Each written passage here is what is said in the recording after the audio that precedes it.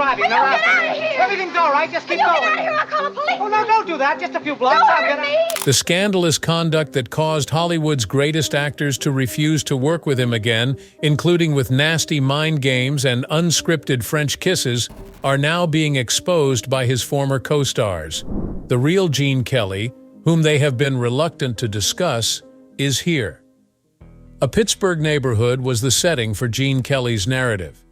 A dynamic Irish-American family welcomed him into the world on August 23, 1912. He was the third of 5 siblings. James was in the photography business, while Harriet was very involved in the family's musical and theatrical pursuits. She insisted that her children acquire musical and dancing skills since she thought they were equally vital as academics. Due to his preference for baseball and gymnastics, Gene was not enthusiastic about the notion. He had no interest in dancing since he thought it was humiliating, and the youngsters in his area made fun of him for taking classes. At the age of 15, that all changed. First, it won over the ladies, and second, it provided him an advantage over the lads who had teased him in the past. That's when he knew dancing may be his saving grace. He had always been physically fit, but dancing gave him a new outlet for his power. Quick, precise motions were soon interspersed with fluid footwork. He was unknowingly establishing his signature dance technique at the time. Not even at that point did he want to turn dancing into a profession. He spent some time studying economics at the University of Pittsburgh. Prior to his involvement with the Cap and Gown Club, a student theatrical organization, it appeared as though he may have a more conventional trajectory. He quickly rose from the ranks of musical theater performer to director of the club. Choreography, staging, and performance were his areas of focus between 1934 and 1938. Theta Kappa Phi, a fraternity that he joined, subsequently merged with Phi Kappa Theta. He gained self-assurance as a performer because to these encounters. Meanwhile, in the Squirrel Hill area of Pittsburgh, his family established what would later become known as the Gene Kelly Studio of the Dance. Gene assisted with its administration by supervising daily operations and instructing pupils. There was also Fred, his younger brother. They won prizes and gained experience performing at local clubs and talent shows. Gene gained fresh knowledge with every performance. He mastered the art of engaging with the crowd, improvising on the fly, and making every gesture seem effortless. His readiness for more was evident by 1937. Though fulfilling, teaching was not fulfilling enough for him. He yearned to be a performer, not only an actor. In that year, he took a daring step. He left Pittsburgh for New York City, packing all of his belongings. Broadway was about to begin. In 1938, Gene Kelly made his Broadway debut in Cole Porter's musical comedy, Leave It to Me, playing a tiny but significant role that would later propel him to prominence. Kelly, who portrayed the role of an American ambassador's secretary, had her stage debut at the Imperial Theater.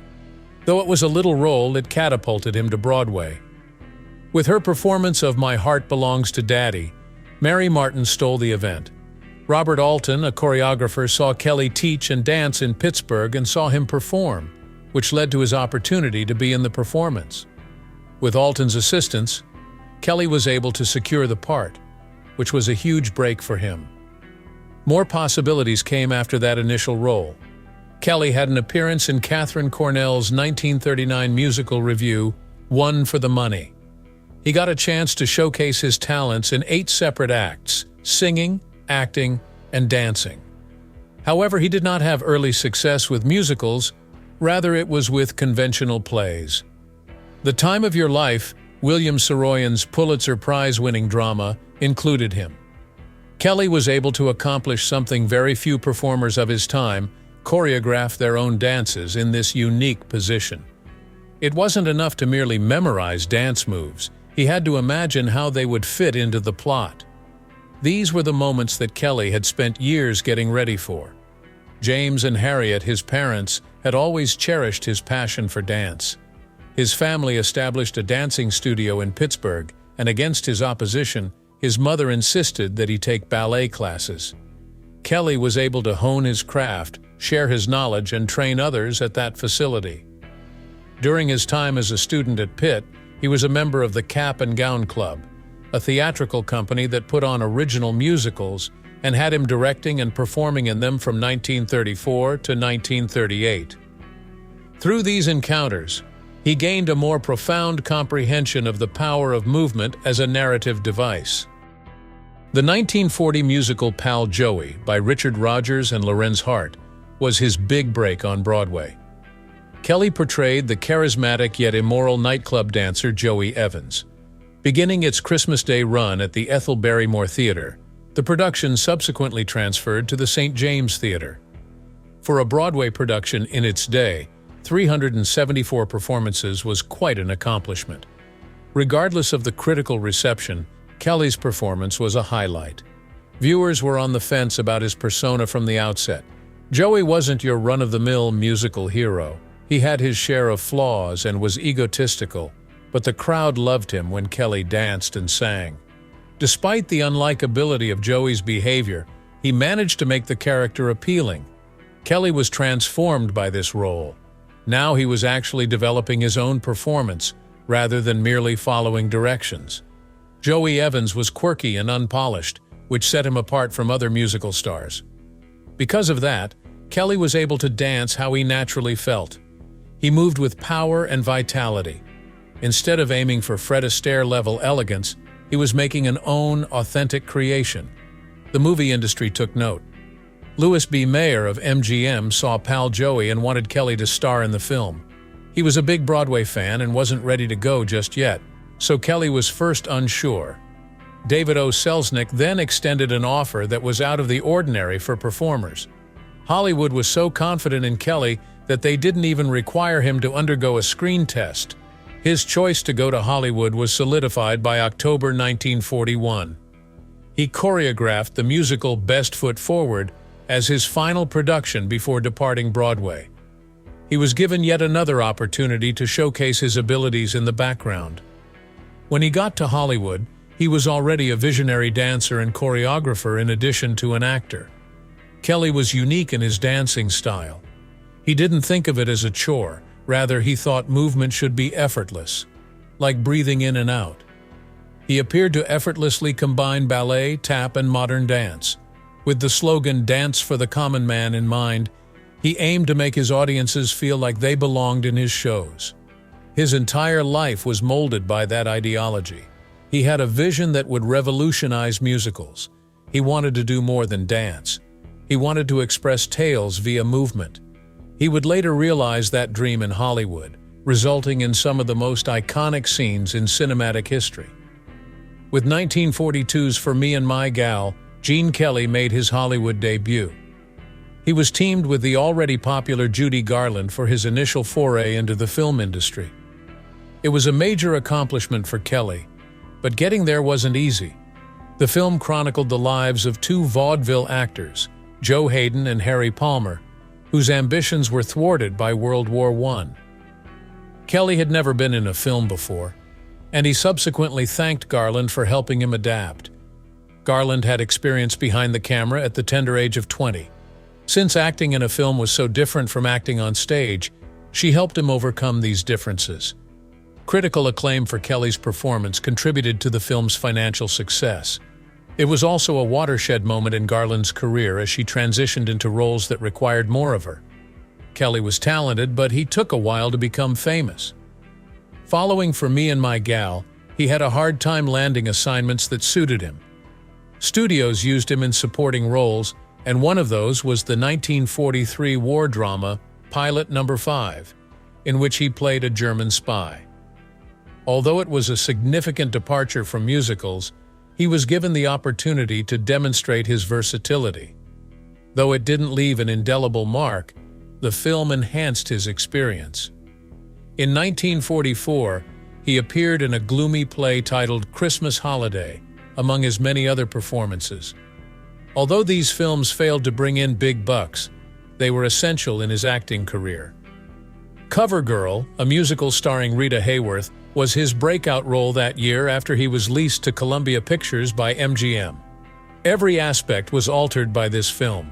CoverGirl was successful because it gave Kelly a platform to showcase his artistic side. He danced with his reflection in a renowned scene he choreographed for the film. His favorite style of storytelling was authentic emotional expression through dancing. Played by Hayworth, the film chronicled the rise to fame of Rusty Parker, a former chorus girl turned famous cover model. The nightclub owner and lover of Kelly, Danny Maguire, was portrayed by Kelly. Kelly became more than simply a rising celebrity thanks to the film and their great connection. He was prepared for an even greater challenge by 1945. He co-starred with Frank Sinatra in the musical comedy Anchors Aweigh the same year. The iconic dance number with Kelly and Tom and Jerry's mouse Jerry is one of the film's most recognizable features. Mickey Mouse was going to be utilized initially, but Walt Disney turned it down. Kelly persisted, and the sequence was instead animated by William Hanna and Joseph Barbera of MGM. Since no one had ever done anything like it before, combining live action with animation was a tremendous accomplishment. Joe Brady and Clarence Diddle, two sailors, were followed in the video as they enjoyed a 4-day shore vacation in Hollywood. After meeting a little kid and his aunt who wanted to be a singer, they decided to go out of their way to get her an audition. It was a major hit with audiences because of its unique blend of animation, music, and comedy. Not only did it win Best Score, but it was also nominated for 5 other Oscars. Even more crucially, Kelly and Sinatra began their long-lasting collaboration with Anchors Aweigh. The following year, in 1949, they collaborated again on Take Me Out to the Ball Game and On the Town. At that point in time, Kelly had gone from being a potential talent to one of the biggest stars in Hollywood, and he was only at the beginning of his career. There was no stopping Gene Kelly from testing the limits. In the 1948 film The Pirate, he portrayed the role of Serapin, a traveling magician who wooed Judy Garland's character by portraying him as a terrifying pirate. This musical was completely new for MGM. It was a daring, spectacular, and full of large dance scenes film-directed by Vincente Minnelli. Kelly, in the middle of it all, combined hilarious physicality with furious dance. Despite having an estimated production budget of approximately $3.8 million, the picture only managed to rake in somewhat less than $3 million upon its June 10, 1948 release. Over time, the picture gained a devoted fan base, even if some viewers thought it was excessive. As a result of Kelly's boundless enthusiasm, the spectacular staging, and the innovative dancing, it ranks among his most intriguing works. In 1949, he collaborated with Stanley Donen on the film On the Town, which marked his subsequent major breakthrough. 3 sailors enjoying a day off in the Big Apple were the protagonists of this musical. What set it apart was the fact that Kelly and Donen shot it in genuine New York City places rather than the usual studios. Most musicals were shot in this way. New York, New York was the opening theme song, and it perfectly encapsulated the city's vivacity. Audiences adored it because it was new and thrilling. The iconic 1952 picture Singing in the Rain was the second collaboration between Kelly and Donen. It followed Hollywood as it made the switch from silent to sound pictures, and Kelly played the role of Don Lockwood, a struggling actor at this time. Along with Debbie Reynolds and Donald O'Connor, he was a part of some of cinema's most iconic moments. Dancing in the Rain by Kelly was, unsurprisingly, the most renowned moment. Filming it must have been exhausting for Kelly, who had a high temperature that day, but managed to carry off his performance with the same charisma and intensity that made him famous. The picture was well received at its initial release, but it did not immediately become a classic. However, as time went on, word spread, and now it is regarded as one of the finest musicals of all time. With Always Weather Fair, Kelly and Donen tried something new in 1955. This was no ordinary feel-good musical. It centered on 3 former military friends who, upon rejoining after a decade, discovered that they had grown apart in the intervening years. A former soldier-turned-TV celebrity, Doug Howerton, was portrayed by Kelly. Despite the film's beautiful dance numbers, one of which included Kelly skating, the tone was solemn. delving into issues of disappointment and unfulfilled ambitions. Audiences weren't as enthralled, but critics praised its profundity. Though it bombed at the box office, Kelly's most intriguing film to date proved that musicals could deal with heavy topics and genuine feelings without sacrificing entertainment value. One of the most successful musicals of the 50s, An American in Paris, was co-written and co-produced by Kelly and Vincente Minnelli. Kelly portrayed the role of a young French woman who develops feelings for an American soldier stationed in Paris.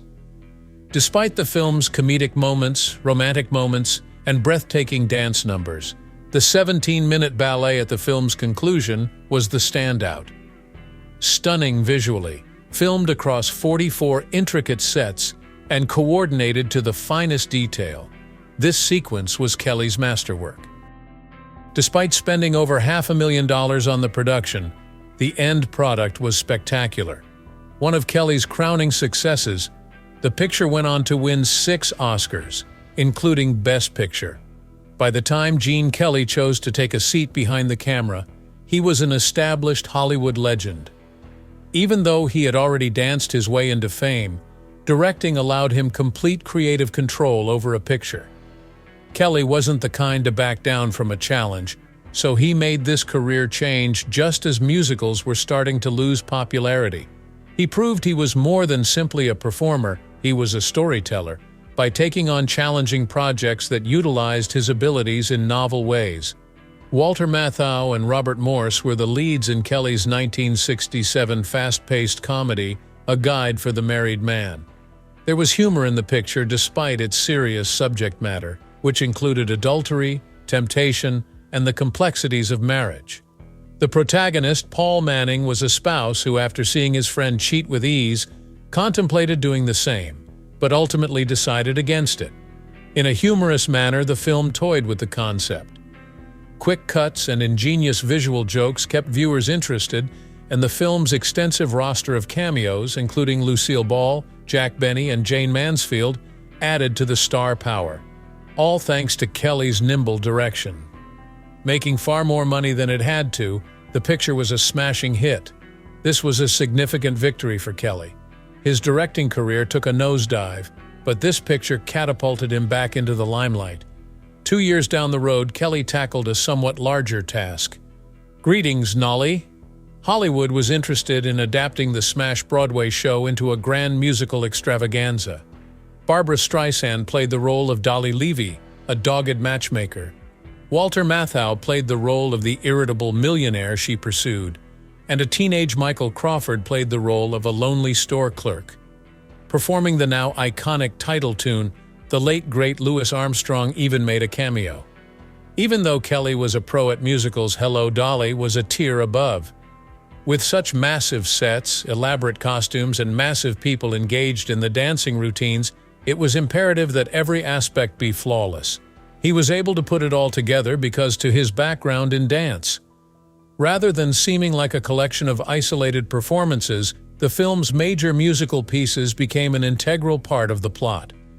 The casting of Streisand as the lead was one of the film's most discussed aspects. She had only recently turned 26 years old, making her much younger than the Broadway Dolly. Kelly had faith in her, even if several detractors doubted her suitability. Throughout production, they worked closely, and he was instrumental in giving her the role's necessary charisma and vitality. 3 Oscars and other nominations, including Best Picture, were bestowed upon the picture despite initial critical skepticism.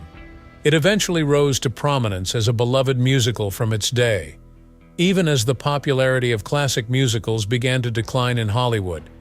Kelly was busy creating innovative musicals. Beginning in the 1970s, he was a part of That's Entertainment, is a documentary film series honoring the golden age of musicals from MGM. The show included scenes from classic films such as Meet Me in St. Louis and An American in Paris. Not only did Kelly contribute behind-the-scenes stories, but she also hosted and narrated portions of these documentaries.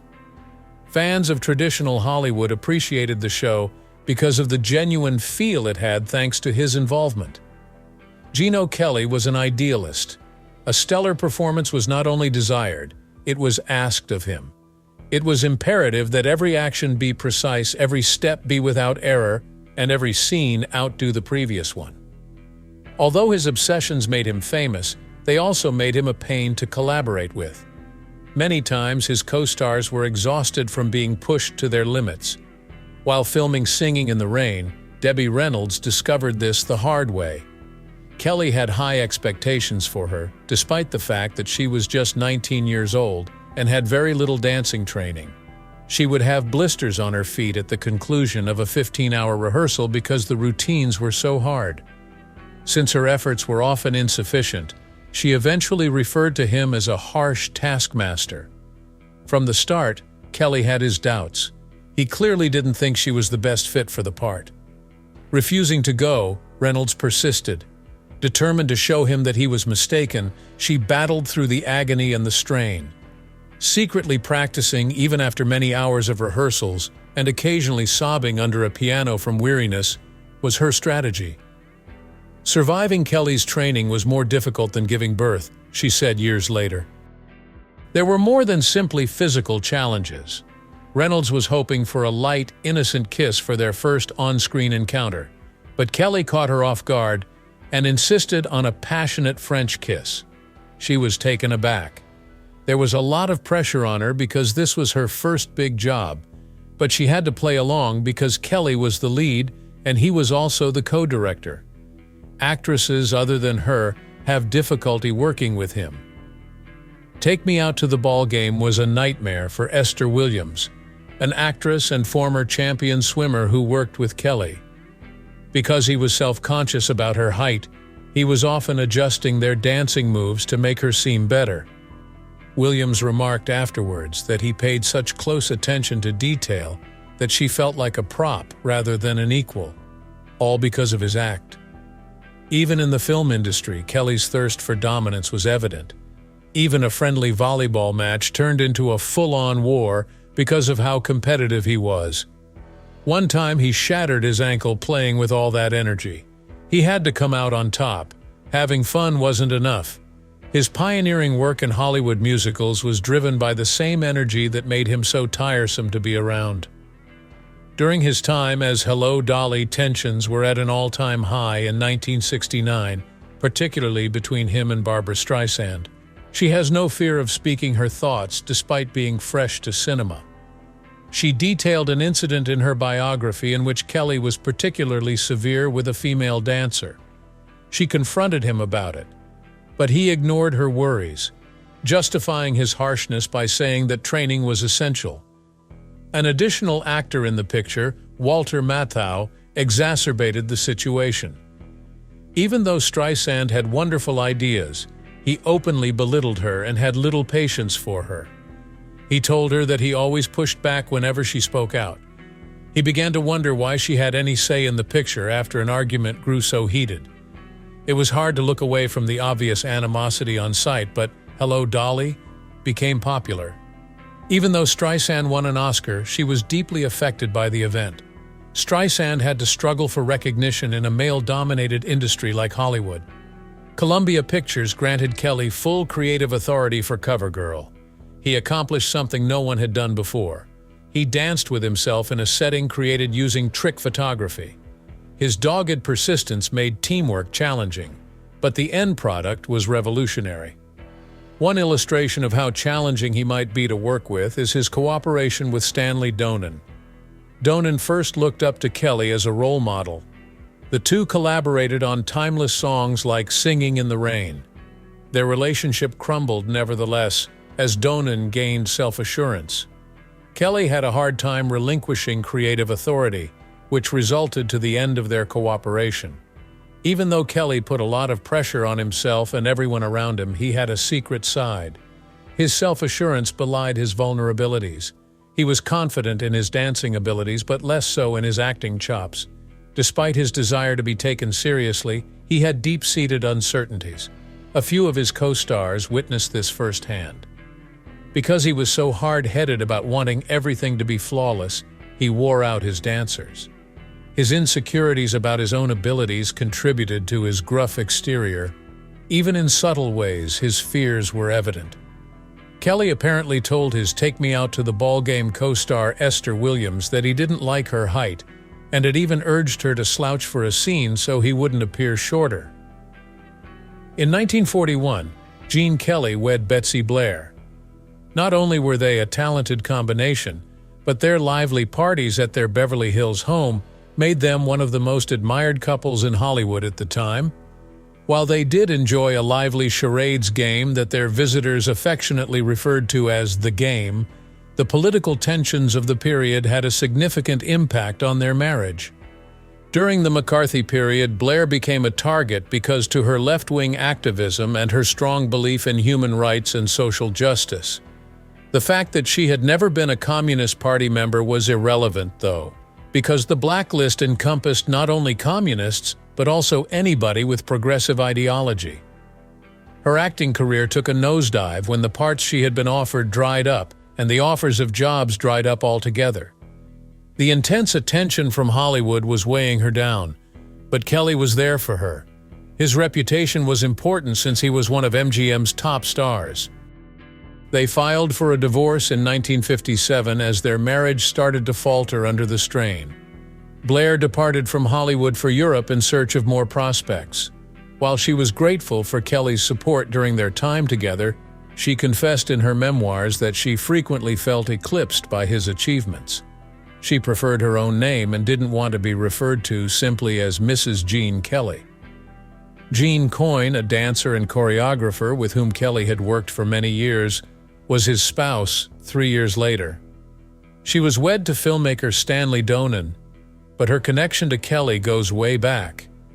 The two were fast friends when they were students at Kelly's family's Pennsylvania dancing business. There was a marked improvement in their connection following Kelly's divorce. Everything changed for Kelly when she met Coyne. He decided to spend more time with his family and less time in the fast-paced Hollywood lifestyle. Their offspring included Timothy and Bridget. Coyne put her career on hold to raise kids, while Kelly reduced the number of projects he worked on and opted for jobs that allowed him to be closer to home. He was now able to put his family first in his life plans rather than focusing only on his next big picture. However, they didn't spend much time together. Coyne was given the news that she had leukemia in 1973. Her condition worsened rapidly, and she died in that year. After her untimely death, Kelly was distraught and had to raise their children alone while pursuing a career in cinema. Yet his focus shifted, and he now placed a premium on his family. Because of the length of time he would be away from home on certain tasks, he declined them. Despite his notoriety, his children remarked that Dad was there for them whenever they needed him.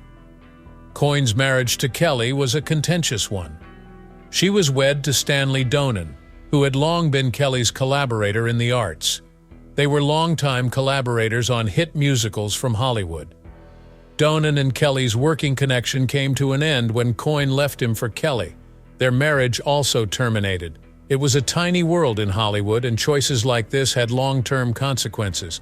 However, for Kelly and Coyne, it wasn't about professional advancement. Rather, it was about a bond that predated their sexual involvement. Carrie was Kelly's firstborn, and Timothy and Bridget were his offspring from a previous marriage. Being a father took precedence after Coyne's passing. Even though he had already achieved legendary status in Hollywood, he no longer sought fame and fortune. He was picky about his job and avoided assignments that would keep him away from home for too long. The amount of time Dad spent with his children was something they mentioned afterwards. His life's work revolved on rhythm, movement, and narrative, but his family was his first priority. Kelly started to have health problems in the 1990s.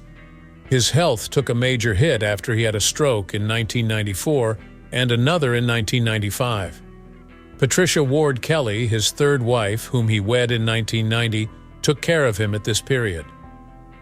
Gene Kelly, 83 years old, died peacefully in his sleep on February 2, 1996, as his health continued to deteriorate. A legend was lost, and Hollywood wept. His Singing in the Rain co-star Debbie Reynolds was among those who paid tribute, praising him as a genius and a role model. His groundbreaking combination of athleticism and artistry revolutionized dance filmmaking. There could be no denying his impact on cinema. Despite his success and notoriety, Kelly remained a family guy at heart. That was the one constant in a life full of ups and downs and difficulties.